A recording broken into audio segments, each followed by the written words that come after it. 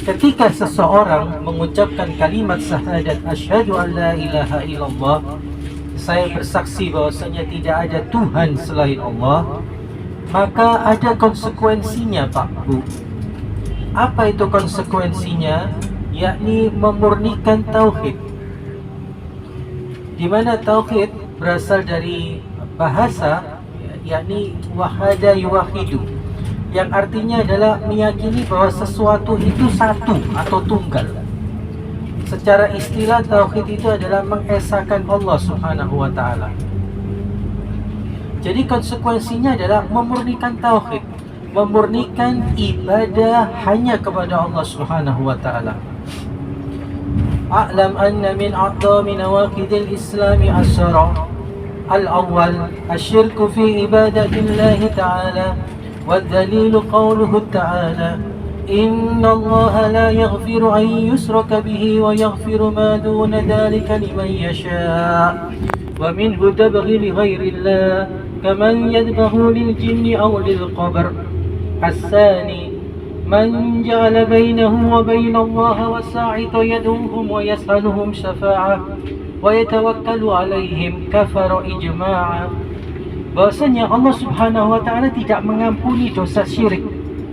Allah mengampuni dosa selain dosa syirik bagi siapa saja yang Allah kehendaki. Dan siapa saja yang menjadi perantara antara dirinya dengan Allah, mereka berdoa, dia berdoa dengan mereka, dia meminta syafaat kepada mereka, dia tawakal kepada mereka bukan kepada Allah Subhanahu wa taala, maka dia telah kafir menurut kesepakatan. Dan di dalam surah Al-Fatihah kita diajari tauhid, Bapak Ibu. Iyyaka na'budu wa iyyaka nasta'in. Hanya Allah tempat kami menyembah dan hanya Allah tempat kami memohon pertolongan. Ini adalah kalimat tauhid. Mengapa kita wajib mempelajari tauhid ini? Karena perintah Allah Subhanahu wa taala yang pertama. Allah Subhanahu wa taala berfirman, Allah tidak menciptakan jin dan manusia kecuali untuk beribadah kepada Allah Subhanahu wa taala. Yang kedua, kita wajib mempelajari tauhid ini karena itu adalah modal utama kita untuk bisa masuk surga. Nabi SAW bersabda, Allah mengharamkan neraka bagi siapa saja yang mengucapkan kalimat La ilaha illallah, tidak ada Tuhan selain Allah. Dan kita wajib mempelajari tauhid yang ketiga adalah karena amalan tauhid yang dicintai oleh Allah Subhanahu wa taala. Sedangkan sebaliknya, orang yang melakukan syirik adalah amalan yang dimurkai oleh Allah Subhanahu wa taala.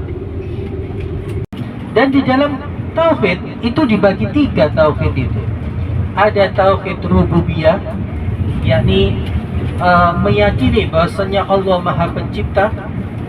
Ada tauhid uluhiyah, yakni hanya Allah tempat untuk diibadahi, ya. Dan yang ketiga adalah tauhid asma wa sifat, yakni menetapkan nama dan sifat Allah sesuai dengan kitabullah dan sunnah Nabi SAW.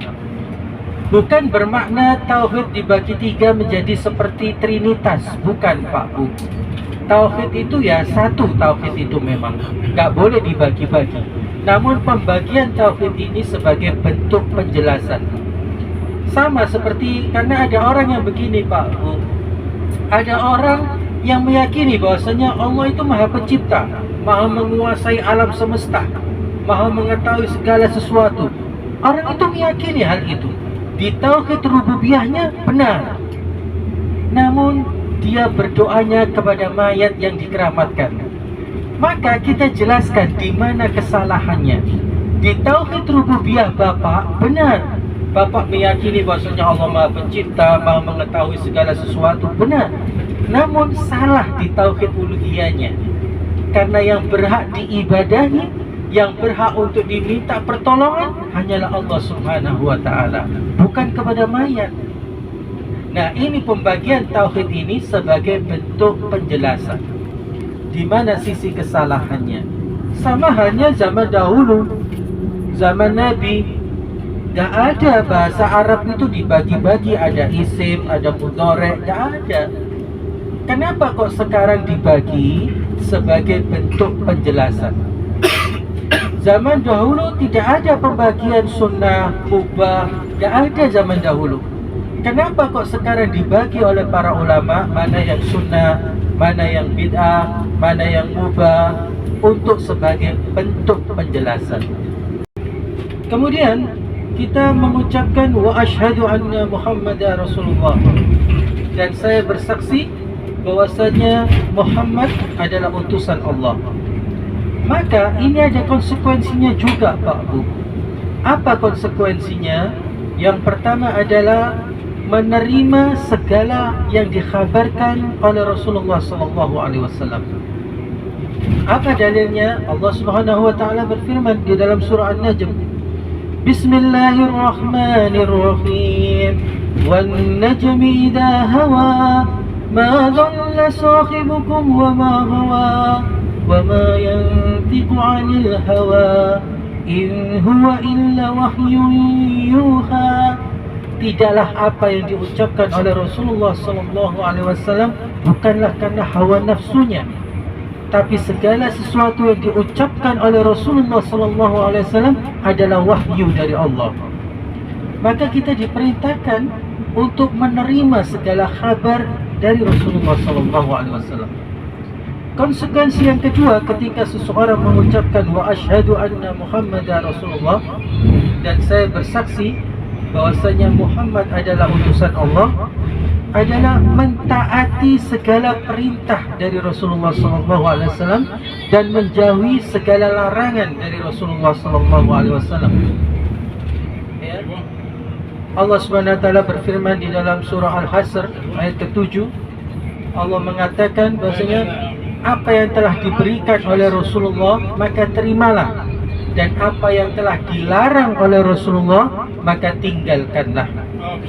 Begitu pula ketika Rasulullah SAW membuat garis lurus dengan tangannya di depan para sahabat. Kemudian Rasulullah SAW membacakan firman Allah, wa anna hada siratin mustaqima, dan ini adalah jalanku yang lurus, fattabi'u, maka ikutilah jalanku ini. Kemudian Rasulullah SAW membuat garis ke kanan, ke kiri, ke kanan, ke kiri. Kemudian melanjutkan firman Allah Subhanahu wa taala, janganlah kalian ikuti jalan-jalan ini, kata Nabi. Karena jalan-jalan ini, ke kanan, ke kiri ini adalah mencerai-beraikanmu. Dan setiap kita sholat pun juga kita membaca di dalam surah Al-Fatihah itu. Apa Allah SWT berfirman? Ihdinas siratal mustaqim. Ya Allah, tunjukkanlah kami jalan yang lurus. Bagaimana Allah memberikan petunjuk kepada jalan yang lurus? Ikuti Rasulullah. Caranya satu, ikuti Rasulullah SAW. Allah menanyakan kepada kita hanya satu, kenapa kamu tidak mengikuti satu orang? Siapakah satu orang itu? Rasulullah SAW. Dan yang ketiga, konsekuensinya ketika seseorang mengucapkan wa asyhadu anna Muhammadar Rasulullah, saya bersaksi bahwasanya Muhammad adalah utusan Allah, adalah ketika menjalankan sesuatu ibadah itu harus yang telah disyariatkan oleh Allah dan Rasulnya. Ketika ibadah itu tidak ada perintah dari Allah, tidak ada perintah dari Rasulullah, tapi bagus ibadahnya, jangan diikuti. Janganlah melakukan ibadah yang tidak ada tuntunan dari Allah dan Rasulnya. Ini konsekuensinya memang ketika seseorang itu mengucapkan kalimat syahadat. Demikian kajian singkat yang dapat kami sampaikan. Kami tutup dengan subhanakallahumma bihamdika asyhadu an la ilaha illa anta astaghfiruka wa atubu ilaik. Wassalamualaikum warahmatullahi wabarakatuh.